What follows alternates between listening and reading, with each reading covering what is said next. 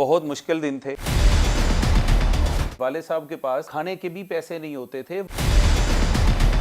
हरी मिर्चें एक पाव या आधा किलो लेके रख लेते थे और मैंने अपनी आंखों से देखा बचपन में कि वो फिर रोटी खरीदते थे सिर्फ और 2-4 मिर्चें उनके साथ यूज करके तो वो अपना पेट जो है ना वो भरते थे। मैंने जॉब नहीं करनी।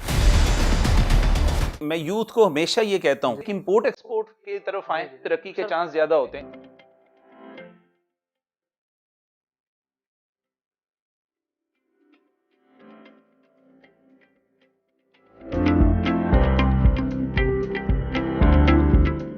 एक कमरे के मकान से आपने सारा बचपन वहीं पे गुजार दिया, फिर इतने शानदार घर के मालिक बन गए, ये कैसे हुआ? वकार, ये बड़ी इंस्पायरेशनल स्टोरी है। माशाल्लाह। ये मैं बताना चाहूँगा आपके नाजरीन को भी, उनके लिए ये बड़ी मुतासर कुन एक स्टोरी होगी। बिल्कुल। मैं एक कमरे के घर में ही मैंने आंख खोली है और हम 7 बहन भाई थे। हमारे वालिदैन भी हमारे साथ रहते थे, हमारी दादी जान भी हमारे साथ रहती थी। मगर अल्लाह पाक के फजल से और करम से मेरे वालिद साहब ने बहुत मेहनत की और प्रॉपर मजदूरी किया करते थे। उस मजदूरी के साथ हम सब बहन भाइयों को पढ़ाया है। एक गांव के साथ मेरा ताल्लुक था। जी जी। और गांव और देहातों में मंडियाला तेगा, गुजरांवाला का एक नवाही गांव है, तो पढ़ाया है हमें सब बहन भाइयों को, जहाँ पे बच्चियों की तालीम और तरबियत उस दौर में ज्यादा मायूब समझी जाती थी। मगर वाले साहब ने ना सिर्फ अपने बेटों को पढ़ाया मजदूरी करके, और बल्कि अपनी बेटियों को भी पढ़ाया। और यहाँ ये अहम बात मैं अर्ज करना चाहूँगा कि वाले साहब के पास समटाइम अपने खाने के भी पैसे नहीं होते थे। वो हरी मिर्चें एक पाव या आधा किलो लेके रख लेते थे और मैंने अपनी आंखों से देखा बचपन में कि वो फिर रोटी खरीदते थे सिर्फ और 2-4 मिर्चें उनके साथ यूज करके तो वो अपना पेट जो है ना वो भरते थे। लेकिन हमारी स्टडी के अखराजात जैसे कैसे भी बमुश्किल वो पूरे करते थे। वो ये तरीका कर रहा है। आपने उनको इस सिचुएशन में देखा, आपको तो बड़ा दुख होता होगा, तो आपका दिल भी करता होगा कि यार इन सब मसाइल से निकल के मैं इनको एक बहुत ही खूबसूरत ज़िंदगी दूं जिसमें इनको सारी आसाइशें मिलें। तो ये सब कैसे मुमकिन हुआ? आपने तालीम कहाँ से हासिल की? ये बेसिकली मैं मैट्रिक करके तो लाहौर आ गया था मिनहाज यूनिवर्सिटी में। जी जी। मिनहाज यूनिवर्सिटी की एफिलिएशन है बगदाद इराक के साथ जी। लेकिन बगदाद के लिए एक इम्तिहान में मैं अपीयर हुआ और बिहम्दिल्लाहि ताला मैंने वो विन किया। और विन करने के बाद फिर मुझे 100% स्कॉलरशिप मिला इराक बगदाद में पढ़ने के लिए। वहाँ से मैंने अपनी ग्रेजुएशन मुकम्मल की इस्लामिक लॉ में। स्टडी तो कर रहे थे, तो उसके साथ साथ अपना गुजर बसर करने के लिए आप क्या करते हैं? बड़ी छोटी जॉब की है, मैं आपको बता नहीं सकता, जिसको आप कह सकते हैं कि लेबर टाइप की भी मैंने जॉब की वहाँ पे बगदाद में। तो बेहमदिल्लाहि ताला अल्लाह ने वहाँ पे कंप्लीशन कर दी स्टडीज़ की। जी। जब पाकिस्तान आता हूँ तो यहाँ भी हालात इतने अच्छे नहीं थे, लिहाजा 3,000, 5,000, 10,000, 20,000 से ऊपर जॉब नहीं थी। ऐसा भी हुआ होगा कि घर में बड़ी मायूसी छाई होगी कि बच्चा बाहर से पढ़ के आया है और फिर भी आके पाकिस्तान में जॉबलेस है, तो वो आपके वो कैसे दिन गुजरे? बहुत मुश्किल दिन थे और मैं महसूस करता था कि जितना प्रेशर उन दिनों था हमारे ऊपर कभी भी पहले नहीं था। अब जब ग्रेजुएशन करके वापस आ गए हैं तो अब वालिदैन से पैसे नहीं मांग सकते थे। लाहौर जैसे शहर में रहना, काम करना, तो 1-2 जॉब की है मैंने प्राइवेट शुरू में, थोड़े पैसों पे भी की हैं। मगर बेहमदिल्लाहि ताला उसके साथ फिर मुझे एक मल्टीनेशनल कंपनी में काम करने का एक्सपीरियंस हुआ। 2-2.5 साल में मैंने वहाँ पे as a business development manager के तौर पे जॉब की। वहाँ से बेसिकली मैंने बिजनेस एथिक्स जो हैं या बिजनेस एटीट्यूड जो है वो अर्न किया है और लर्न किया है। हमारे नाज़रीन को बताएं कि आपकी पहली नौकरी क्या थी और ऐसी कौन सी चीज़ थी जिसने आपको अपना कारोबार करने के लिए मोटिवेट किया कि भाई अब ठीक है कि हमने मुफलिसी में ये सारा बचपन गुजार दिया? अच्छा, ये भी हमारे नाजरीन के लिए बड़ा दिलचस्प है कि आप ये जहन रखें कि आपने ज़िंदगी में जॉब नहीं करनी। मैं बचपन से ये ज़हन रखता था कि मैंने जॉब नहीं करनी। जी जी। देखें, ख्वाब जो है ना हमारी यूथ को जागती आंखों से देखने की जरूरत है। जो शख्स ख्वाब नहीं देखता वो जिंदगी में कहीं तरक्की नहीं कर सकता। ऐसा ही है। तो मैं ख्वाब तो बड़े देखते हैं, मैं भी ख्वाब देखता हूँ, लेकिन इम्प्लीमेंटेशन उनके लिए बड़ी मुश्किल होती है। नहीं, वो भी मैं यहाँ टिप देना चाहूंगा।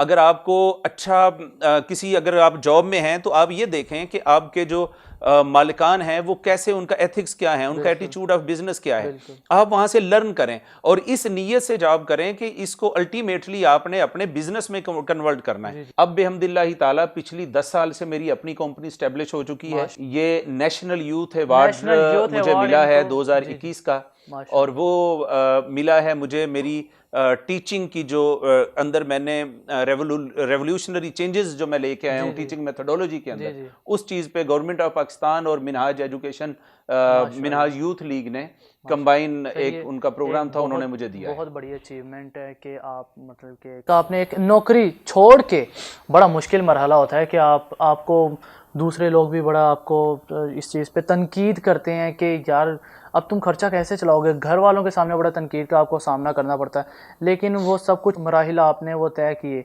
तो बड़ा आपको ये सुनने को। बल्कि मैं आपसे ये अर्ज करना चाहूँगा कि मैं यूथ को हमेशा ये कहता हूँ कि आप बिजनेस में आए, लेकिन बिजनेस में भी फिर 2 चीज़ें आप चूज करें।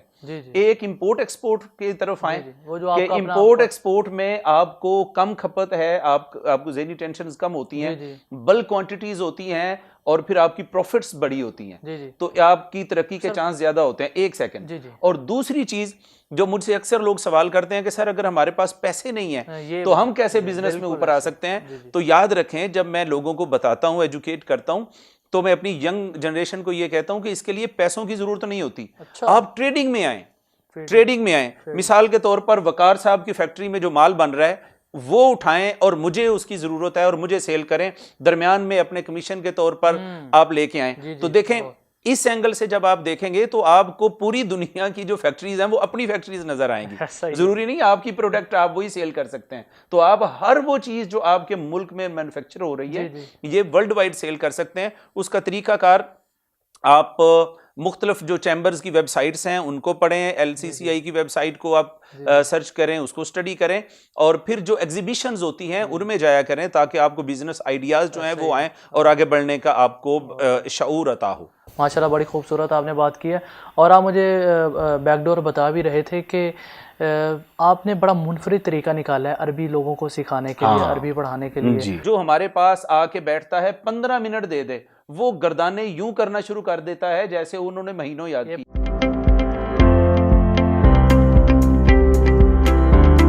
खाने का बड़ा खुसूसी एहतमाम उनकी तरफ से किया गया और हम उनकी फैमिली से मज़े के सवाल पूछेंगे और ये भी जानने की कोशिश करेंगे। हमारी भाभी हमारे साथ मौजूद हैं। भाभी, सबसे पहले मुझे ये बताइएगा कि सैर के लिए लेके जाते हैं या पैसे आने के बाद भी कंजूस हैं? लेके जाते हैं, बहुत पैसों की तरफ से कोई कंजूसी नहीं है। बच्चे ज़्यादा तंग करते हैं या सही साहब आपको ज़्यादा तंग करते हैं? 50-50 है। गिफ्ट देते हैं और मुझे मोस्टली सारे ही अच्छे लगते हैं, और ये इनका एक इन्होंने मुझे कंगन दिया है, ये मुझे बहुत पसंद है। हमारे साथ इनके छोटे भाई भी मौजूद हैं और मुझे सईद बगदादी साहब बता रहे थे कि ये माशाल्लाह नात बहुत अच्छी पढ़ते हैं और इसके अलावा सिंगिंग भी करते हैं। लेकिन आज हम इनसे नात सुनेंगे। कौन सी नात सुना रहे? हुदूदे ताएरे सिदरा हुजूर जानते हैं, कहाँ है ऐशे मुअल्ला हुजूर जानते हैं। पहुँच के सिदरा पे रूह अमीन ये बोले, यहाँ से आगे का रास्ता हुजूर जानते हैं। माशाल्लाह, सईद बगदादी साहब की फैमिली से हमने आपको मिलवाया। क्या खूबसूरत फैमिली थी और क्या शानदार बातें इन्होंने की।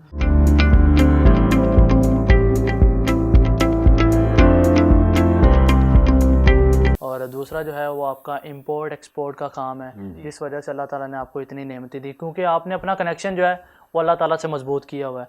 तो कोई आप एक मैसेज हमारी नौजवान नस्ल को देना चाहते हो इस प्लेटफॉर्म से? मैसेज यही है कि ये जो दुनिया है ना जी, ये बिल आखिर ख़त्म होने वाली है। अपनी यूथ को कहूँगा कि अपना किबला दुरुस्त करें। हम सबको सुबह गुंबद खजरा देखना चाहिए। हम सबको आका अलैहिस्सलाम की तरफ अपना रुझान रखना चाहिए। हमारे इश्क का, हमारी मोहब्बत का, हमारी सोचों का मरकज़ आका अलैहिस्सलाम हो। हमारी मोहब्बत उधर भी हो और हुजूर अलैहिस्सलाम के उम्मतियों से भी हो। वो किसी ने कहा था कि खुदा के बंदे तो हैं हजारों, बनों में फिरते हैं मारे मारे। मैं उसका बंदा बनूंगा जिसको खुदा के बंदों से प्यार होगा। तो गरीब जो मफलूज लोग हैं, जो गरीब लोग हैं, जो मोहताज लोग हैं, उनकी हाजत रवाई करने में कोशिश करनी चाहिए। लोगों की वेलफेयर के लिए कोशिश करनी चाहिए। प्रोफेसर सईद रजा बगदादी से एक वर्ल्ड रिनाउंड इस्लामिक स्कॉलर हैं और एक कामयाब बिजनेसमैन हैं। अपने मेज़बान वकार हुसैन को दीजिएगा इजाज़त। अल्लाह हाफिज़।